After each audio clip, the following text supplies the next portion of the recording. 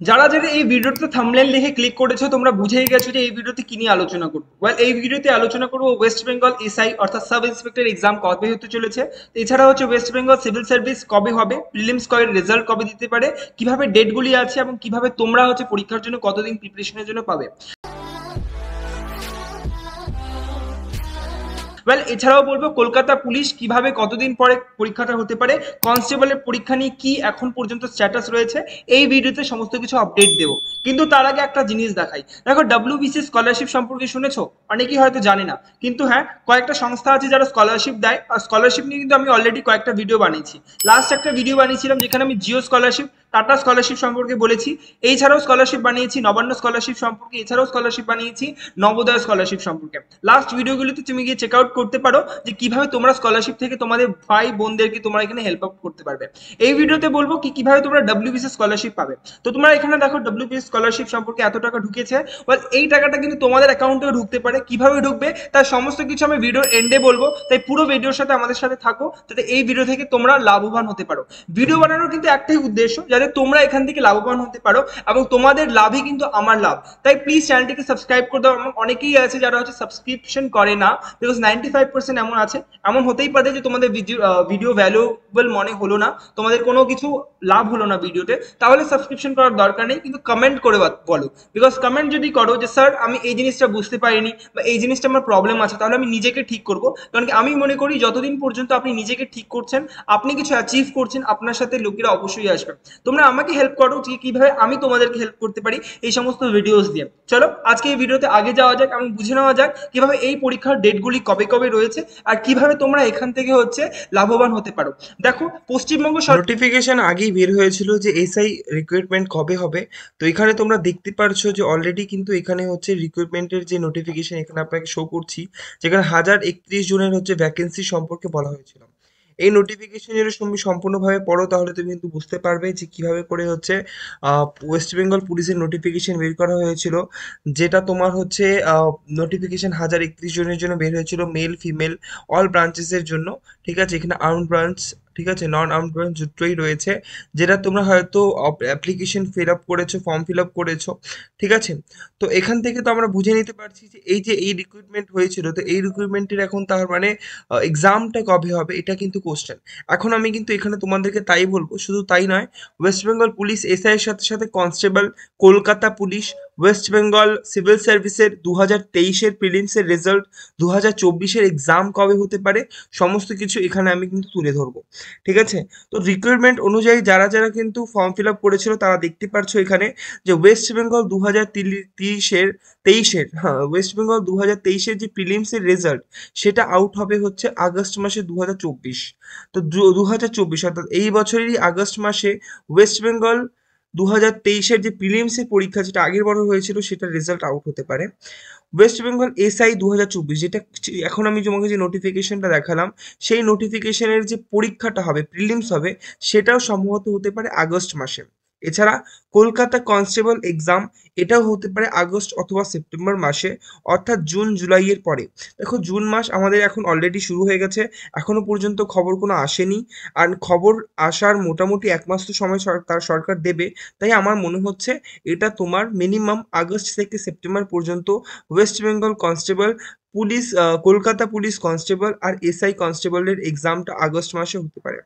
এছাড়া ইউপিএসসি 2024-এ তোমরা জানো যে প্রিলিমস পরীক্ষা রয়েছে 16ই জুন তারিখে। তাই এমন কোনো ডেট বের করা হবে না যে ডেটের মধ্যে অসুবিধা হতে পারে। এবং ওয়েস্ট বেঙ্গল সিএস এর যে নোটিফিকেশন সেটা আউট হতে পারে তোমার সেপ্টেম্বর অথবা নভেম্বর মাসে এই বছর। অর্থাৎ যারা আমাকে জিজ্ঞেস করছিল যে ওয়েস্ট বেঙ্গল সিভিল সার্ভিসের হচ্ছে 2024-এর নোটিফিকেশনটা কবে আউট হবে, সেটা আউট হতে পারে সেপ্টেম্বর মাসের নভেম্বর অথবা সেপ্টেম্বর মাসে নভেম্বরের দিকে, সেপ্টেম্বর মাসের দিকে এই সময় আউট হতে পারে।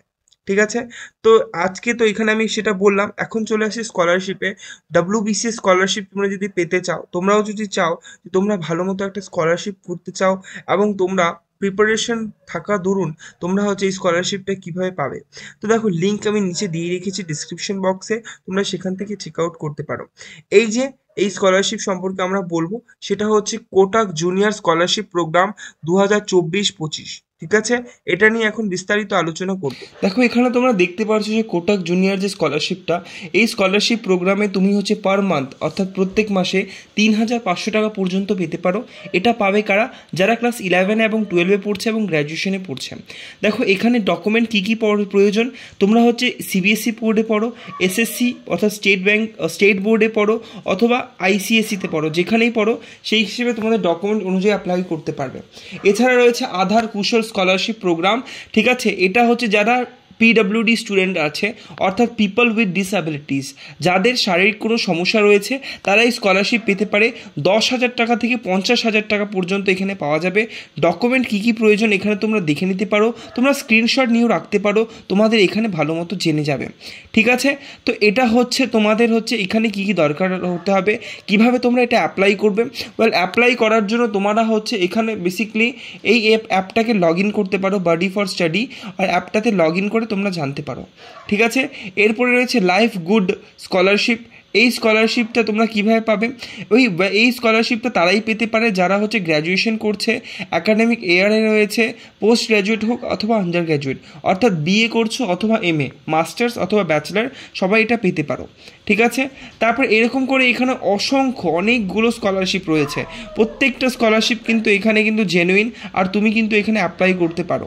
ঠিক আছে, ভালো মতো এখানে দেখে নিবে তোমার ক্যাটাগরি অনুযায়ী কী স্কলারশিপ তুমি পেতে পারো, আর এখন সেই স্কলারশিপ অনুযায়ী তুমি কিন্তু অ্যাপ্লাই করতে পারবে।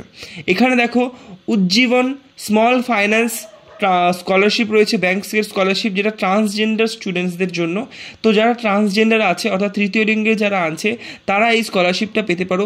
মিনিমাম 50% মার্কস তোমার দরকার আছে অ্যাকাডেমিক ইয়ারে, ক্লাস 9 থেকে 12 পর্যন্ত গ্র্যাজুয়েশন হোক।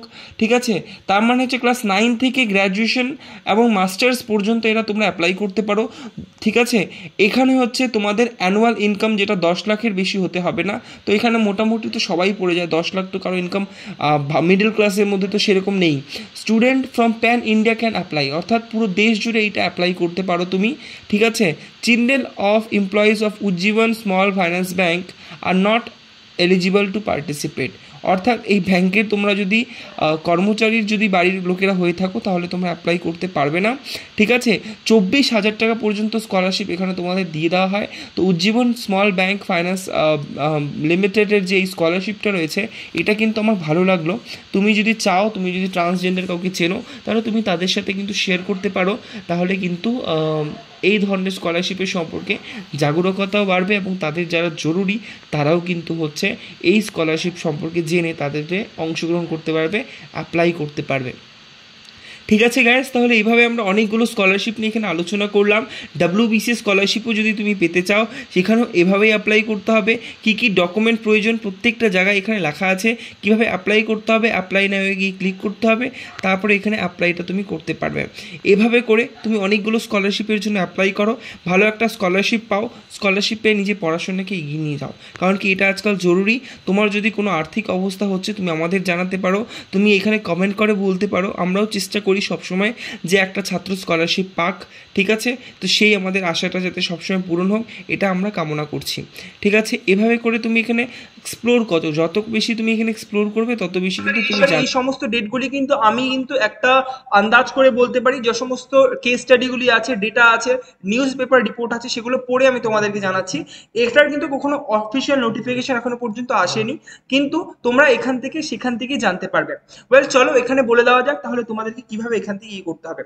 ভিডিও আগে যাওয়ার থেকে আমি বলবো যে প্লিজ আমার চ্যানেলটিকে সাবস্ক্রাইব করে নাও, তার সাথে সাথে হচ্ছে ইনস্টাগ্রাম আইডিতে গিয়ে আমাকে ফলো করে নাও। অনেকেই আছে যারা চ্যানেলটিকে সাবস্ক্রাইব করে নাও, তাদেরকে বলবো কি প্লিজ চ্যানেলটিকে সাবস্ক্রাইব করার সাথে সাথে ইনস্টাগ্রামে গিয়ে টিউশন TUTION টিউশন দাদা ইনস্টাগ্রাম আইডি থেকে ফলো করো। তার সাথে সাথে চলো এখন এগিয়ে যাওয়া যাক এই ভিডিওতে এবং বুঝে নেওয়া যাক আজকের এই ইম্পর্টেন্ট কনসেপ্ট। আই হোপ তোমাদেরকে ভিডিও দেখে ভালো লেগেছে, তোমাদের যেগুলো ডাউট ছিল সেগুলো ডাউট ক্লিয়ার হয়েছে এবং স্কলারশিপ কিভাবে পেতে হবে সেটাও তোমরা জেনেছো। এখন দেখো তোমরা প্রিভিয়াস ভিডিওগুলো কিন্তু অবশ্যই দেখে নিও, এতে তোমাদের লাভ হতে পারে। অ্যান্ড ভিডিও কেমন লাগলো কমেন্ট করে বলো, কোনো কিছু প্রবলেম হলো সেটাও আমাকে কমেন্ট করে বলতে পারো। WBCS এর জন্য অনেকে যারা পড়তে চাচ্ছে এবং ইউপিএসসির জন্য যারা পড়তে চাচ্ছে তাদেরকে বলে দিই যে দেখো, স্কলারশিপ তো পাবেই, তার সাথে সাথে হোস্টেলও কিন্তু দেয়।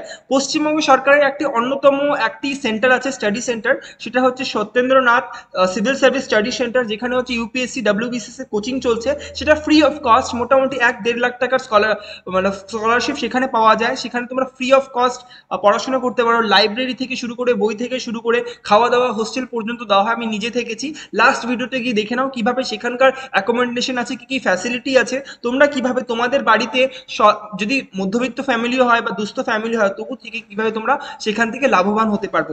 পুরো ভিডিওটি দেখলে যদি ভালো লেগে থাকে তাহলে কমেন্ট অবশ্যই করবে, কোনো ডাউট থাকলে সেটাও কমেন্ট করে জানাও যাতে আমি ভিডিও দিয়ে দিই। পুরো ভিডিও দেখার জন্য অনেক অনেক ধন্যবাদ। এখানেই করছি আজকের জন্য শেষ, মিলবো আপনার সাথে নেক্সট ভিডিওতে। ততক্ষণের জন্য সরি তো ততক্ষণের জন্য signing off, Hariprasad Shah. Thank you so much.